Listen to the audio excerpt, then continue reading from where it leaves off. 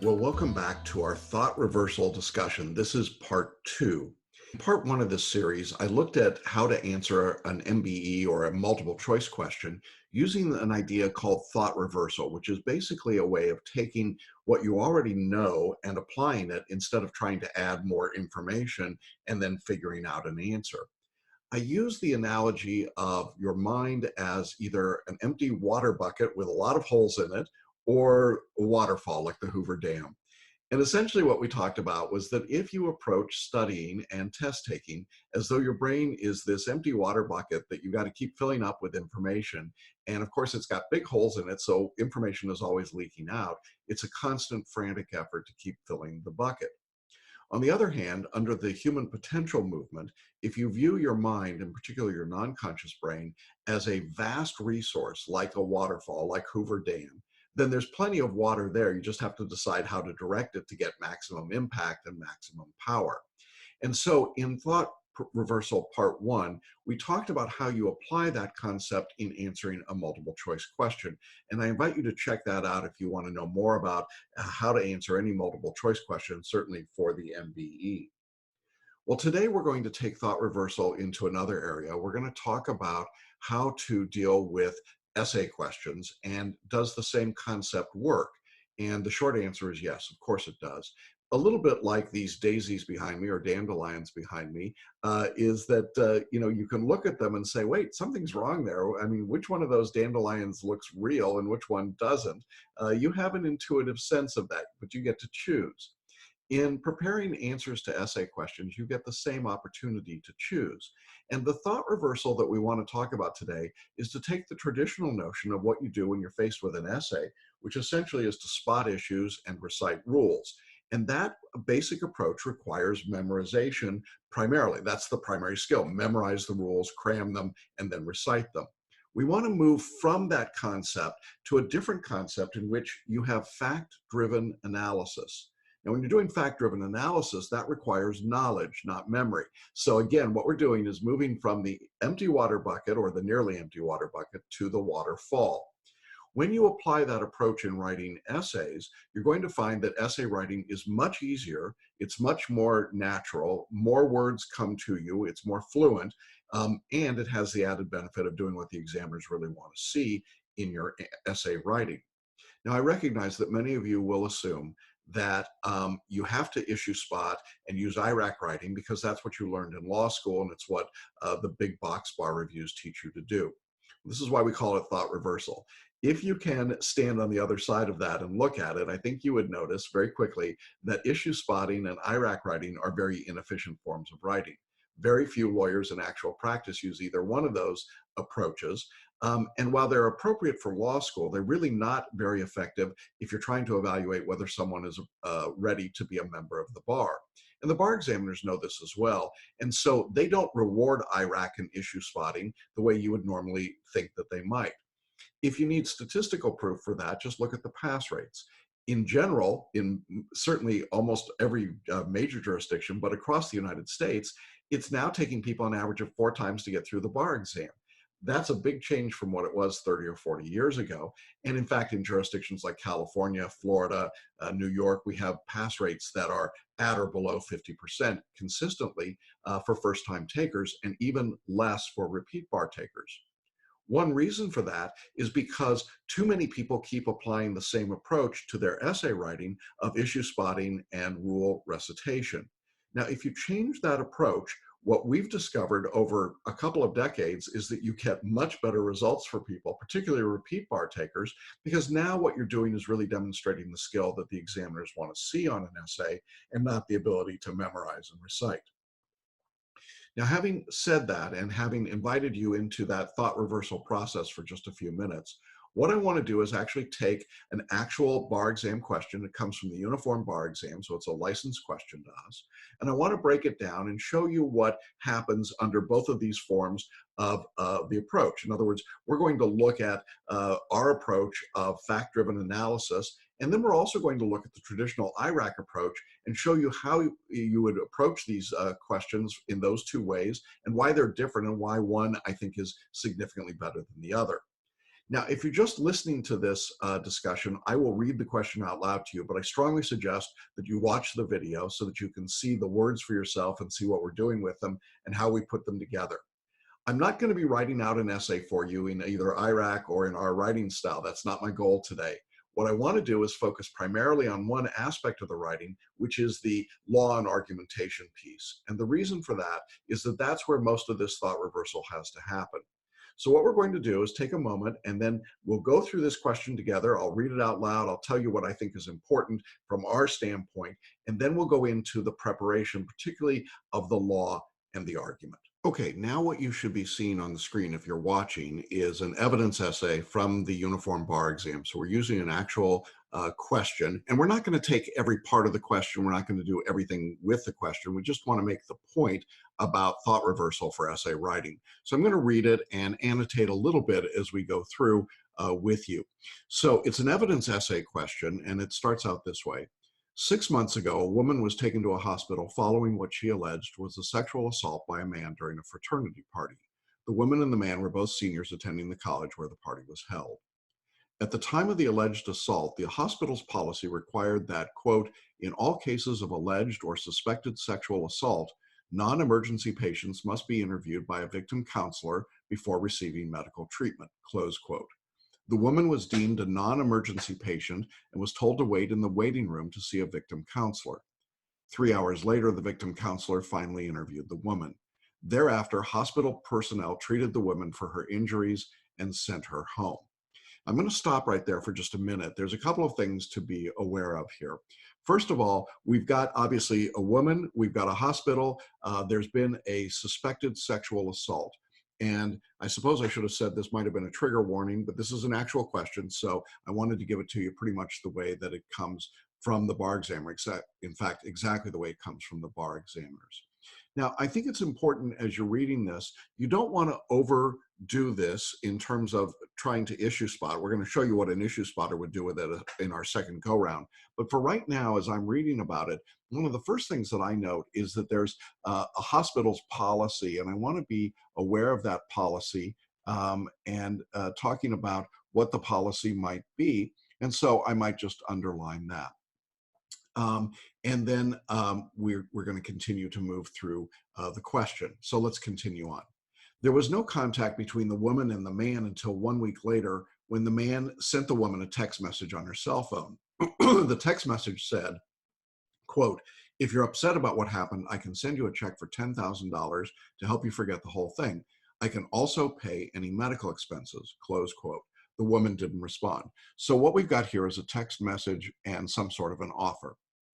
Then 4 months after the alleged assault, the woman contacted a lawyer and she filed a civil action, that's going to be important to us, against the man and the hospital.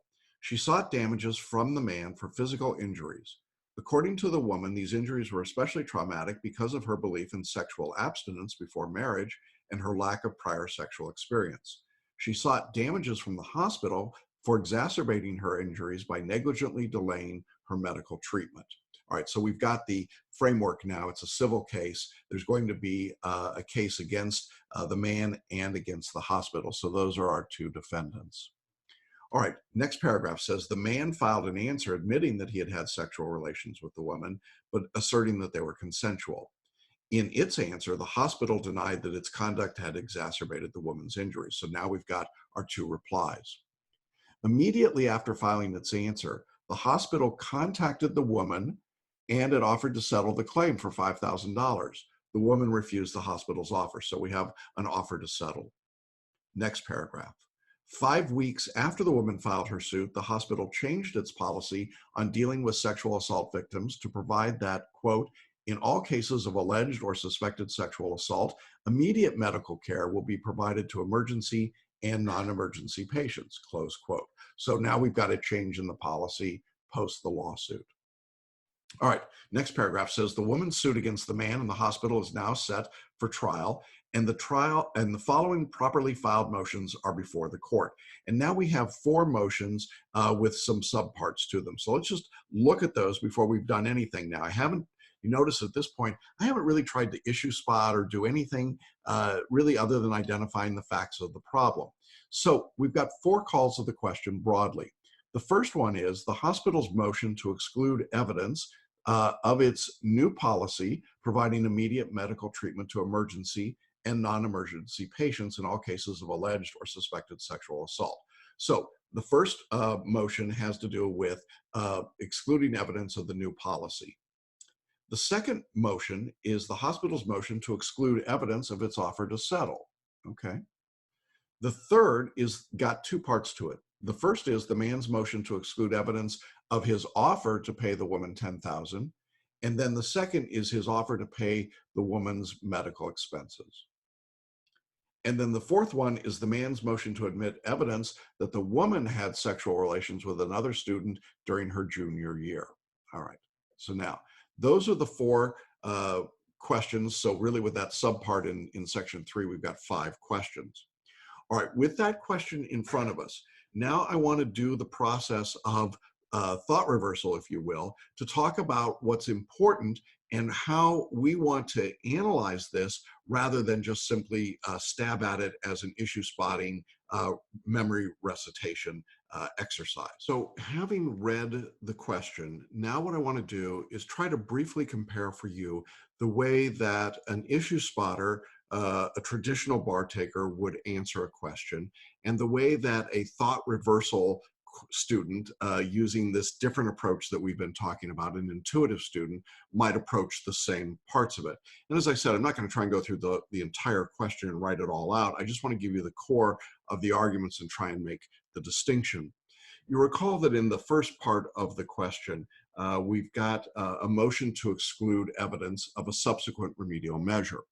Now, I first want to show you what happens in the approach that we encourage, in which we are doing a fact-driven analysis. I'm just going to call that an FDA. It's not a governmental agency, but you get the idea. This is a knowledge-based approach. In doing that, the first thing that we want to do in this very first section here under the motion is that we want to make the arguments that each party would make. And these are really fact-based arguments. The first argument from the hospital is that the evidence of their change in their policy would be prejudicial if that were admitted into trial. And that's the basic argument that they're making. Now, our approach is that once you've made the argument, the second thing you want to do is to focus on the law, the reason for that argument, the core support for that argument. And so we identify that just with this arrow that you see right here. And the policy or the law would be that subsequent remedial measures should be kept out of evidence because they're prejudicial. I mean, that's the basics of it. I don't have to know the rule number. I don't have to know the details or the specifics. It's just what the law would have to say to support that particular idea. Now I go to the other side of the dispute, to the woman's argument, and she would say, well, this evidence of the subsequent remedial measure is relevant to the claim that I'm making, and it's evidence of wrongdoing on the part of the hospital. That's the argument, that's the approach that would be made about why you should admit this evidence. Now, what would the law have to say in order to support her argument? Well, if I were thinking about it, I guess I'd say we want all relevant information that helps the fact finder. So again, we want to be giving that as our general rule. Now, you notice what we've done here is to set up 2 rules that are in very broad, generalized terms. The next step in the intuitive approach to writing is simply to reach a conclusion. Who wins and why? And here, I would say that if we're talking about fact-driven analysis, that FDA that we talked about, it's good public policy for wrongdoers to fix their mistakes. We like that. And introducing evidence that they've done so that would certainly hurt them in terms of trial might discourage that activity. So therefore, that evidence should be excluded. Now, that's all common sense, and I think most of you could answer that pretty clearly. You didn't have to know any rules, any specific information. It just makes sense and it flows. All right, well, what happens when we get to what the issue spotters are trying to do? Well, here, I think we've got a slightly different problem. Now the issue spotter, I think, who's over here, is going to say, well, I want to be talking about what these issues might be, and when I see subsequent remedial measure, then I've got to know that that's Rule 407. Because the way that the issue spotter has learned is through memorization. And so they've memorized each of these rules. So Rule 407, what are all the things related to subsequent remedial measures? And so the rule follower, the memorizer says, what does that rule say? What are all the elements of that rule? And that obviously means what are the exceptions? But it also eliminates any arguments. It's simply, here's the rule. So the issue spotter would say, well, the issue is subsequent remedial measures. Here's what Rule 407 says. Here are all the exceptions to 407, and then reach a conclusion about whether or not 407 applies or not. Now, notice that we're going to come out with essentially the same result in both of those circumstances. In both cases, I think we're going to say that that this evidence of a subsequent remedial measure should be excluded. But notice the work that the issue spotter had to do. They had to work from what they had memorized. What if you didn't know Rule 407? And I'm not saying you had to know the rule number, but what if you didn't know that rule word for word or very, very close? I think you're in trouble here, because you notice there are absolutely no arguments. There's nothing that's driven from the facts. It's all built from the law down. So essentially, you're putting the law up here, and then you're driving down to the conclusion.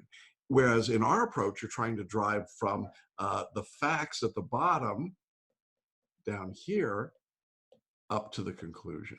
So you can see this is the two different approaches, and why I think they're so different and so difficult, I think, for most people to understand what works best and in terms of the writing. I would say it's a lot easier to argue from the facts and make the arguments than it is to say, did you know Rule 407? And if I'd started by saying, do you know Rule 407, or do you know the rule about subsequent remedial measures, I think most of you would have gulped a little bit. That's a tough thing to be able to do. All right, let's look at the second problem then we've got, which is the motion to exclude evidence of an offer to settle. Now, here's an interesting thing that happens. When we consider this from the idea of a fact-driven approach, we notice that really the arguments are very, very similar to the arguments that we made up above. The hospital would argue it's prejudicial to the fact finder, and the woman would argue that the evidence is relevant to the claim and evidence of wrongdoing. Same arguments that we had before. The difference was, before we were talking about a subsequent remedial measure, right, up here, but now we're talking about an offer to settle. Now, because of that, the rule or the law that we want is going to also look pretty similar.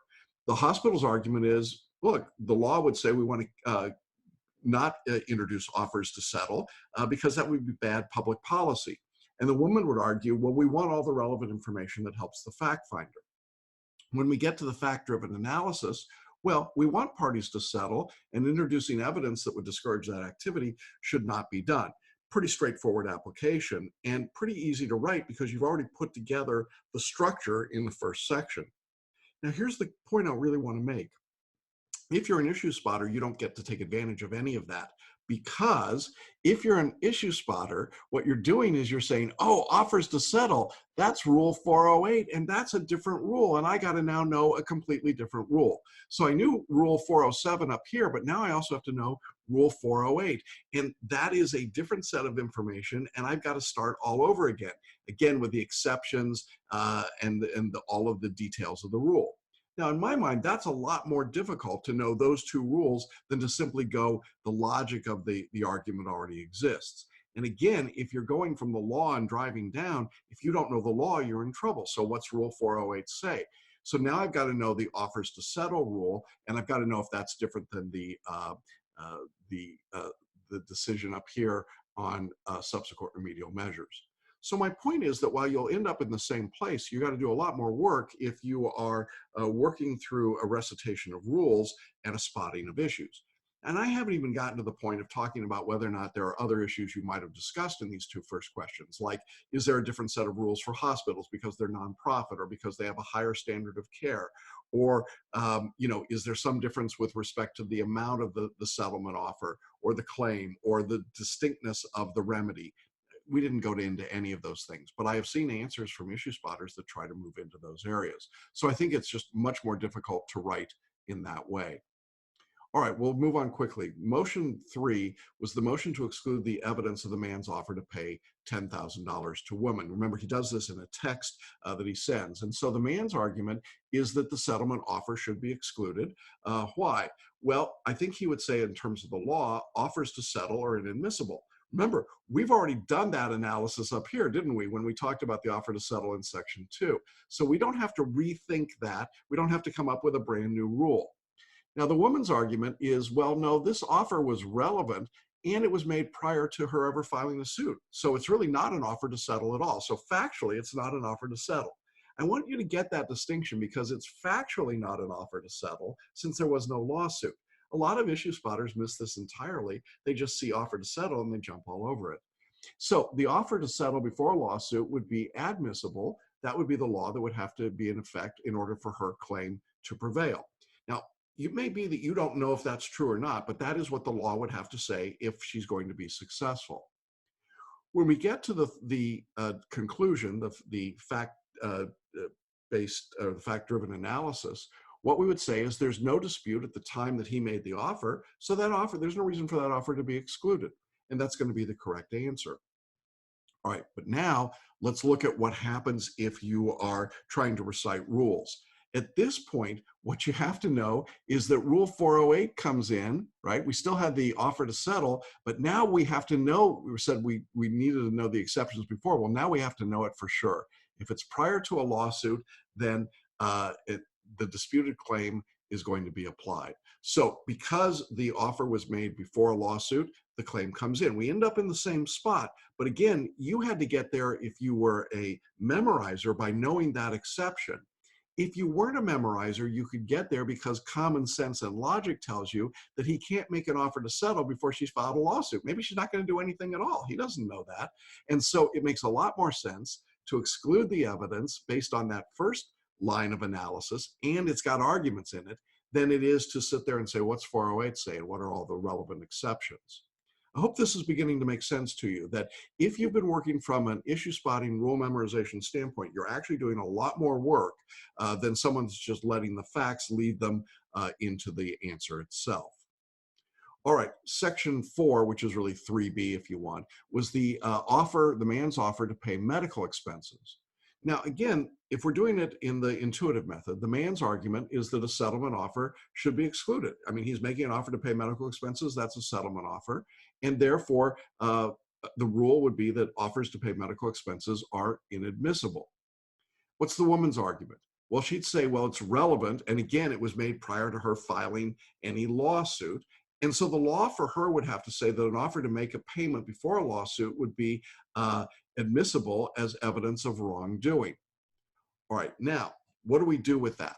Well, a fact-driven analysis would tell us that an offer to pay medical expenses seems like something other than an offer to settle, and that this situation, when we've got an offer to pay expenses, it seems like that's we don't need to have a lawsuit in place, and therefore, whether it's been filed or not, I think it's going to be inadmissible because that seems like it's prejudicial, right? So in this situation, when he said, I'm going to give you $10,000, maybe he's giving her $10,000 because he really likes her, but the offer to pay medical expenses looks like it's prejudicial, and there's no requirement of a lawsuit having been filed. Now notice what happens here if you are a rule memorizer issue spotter. At this point, you got to be looking over to Rule 409. And you might be saying, Rule 409, what the heck is that? Well, Rule 409 is the one that would probably apply here because it doesn't have the same requirement as 408 that an offer be made after a disputed claim arises. So 409 is our rule that says we exclude evidence of offering to pay medical expenses. So that's medical expenses rule. And now I've got to know that rule. And then I got to know that it doesn't apply because I've got to know the exceptions. That's a lot of work, folks. I mean, look what you've had to do so far. You've had to figure out Rule 407, 408, and now 409, all flowing through and then figuring out which applies and doesn't apply and what the exceptions are. But remember, when I made the intuitive argument, I didn't have to know any of those rules. It was pretty straightforward to say, yeah, you know, he wants it kept out. She wants it in. Why does she want it in? Because she thinks it would be damning to him. Yeah, it probably would. So much so that we don't want it in because we want him to pay the medical expenses. Paying $10,000, that looks different, and that's the distinction. All right, last one here is an interesting question. Question 5 is the motion to admit evidence of the woman's prior sexual relations. Now, the woman's going to argue that she's a victim and therefore her sexual history is inadmissible. That sounds pretty good. What would the law have to say? Well, the law would be the rape shield rule that says we don't want to put victims on trial. Makes pretty good sense to me. The man's argument, however, is this is a civil case, and that's in the fact pattern. It tells us very clearly that this is a civil case. And he would say, since the woman's claim was that she had this impacted her sexual, certainly dealt with her sexual history, and that she had a reputation of being someone. She had a lack of sexual experience, therefore, this is going to be relevant. And he would say that's relevant to her claim to put that evidence in. What would the rule or the law have to say? That the probative value outweighs the harm. It's important to know this evidence. That's his reliance. All right, so when we do a fact-driven analysis, what's that mean? Well, the claim that she's making is based on her damages from a lack of sexual experience. Therefore, that evidence is relevant and it should be admitted. Now, that's where we go fact-driven analysis. If you're a rule follower, an issue spotter, you've got a different problem. Your problem is that you better know Rule 4012, which is the appropriate rule here, barring the admission of evidence of alleged victim's sexual experience. That is the rule, but there is a huge, huge caveat in Rule 412, and that is it only applies in criminal cases. So now in that circumstance, you have to know that exception or you are going to miss this. And I've seen lots of answers that rely on Rule 412, talk about the rape shield rule, and go long depth discussions, all the while missing the fact that this was a civil case. And where did you find out it was a civil case? From the facts, not from the memorized rule. And I think that's really the point I want to make, is that this came from the facts, this came from the rule. And when you're trying to work from the facts, they're right in front of you. When you're trying to work from the rule, that's what you pulled up from your brain. So the net effect of this is that you end up doing all of this work in each of these rules, 407, 408, 409, 412. You've got to know all of those if you're an issue spotter and a rule memorizer. If, on the other hand, you're just using your knowledge, if you're using that waterfall in your brain, then your fact-driven analysis comes from the facts that come from the fact pattern itself. They help drive it and create the arguments and then allow you to write the arguments there. Where does that leave us when it comes to writing essays? Well, you could get to the right answer as an issue spotter. People do. But recognize the amount of work that the issue spotter had to do. If they stayed focused just on these disputes, and remembering that most issue spotters tend to stray and create sort of marginal straw man arguments as well, but even if our issue spotting example stayed just on these particular problems that I've identified, I think it's far more work to have memorized Rule 407, 408, 409, and 412, plus all the exceptions. I didn't have to memorize any of those to answer the question intuitively. And so it goes back to our original description of the empty bucket versus the waterfall. If you're an issue spotter, you better fill up your bucket with all those rules, having memorized and remembered them. And you better hope that there are no big holes in your bucket so that all that information drops out as soon as you put it in. On the other hand, if you're using the human potential view of a waterfall, you already know the information. And once you, in effect, activate it through the fact pattern, through the information that you're being given in the details and the facts, you now have the ability to apply that in a much more systemic and straightforward way. You end up with the same conclusion in each one of those 5 items. We reach the same result, but the way that we get there as an issue spotter is so different than the way we get there when we're doing fact-driven analysis.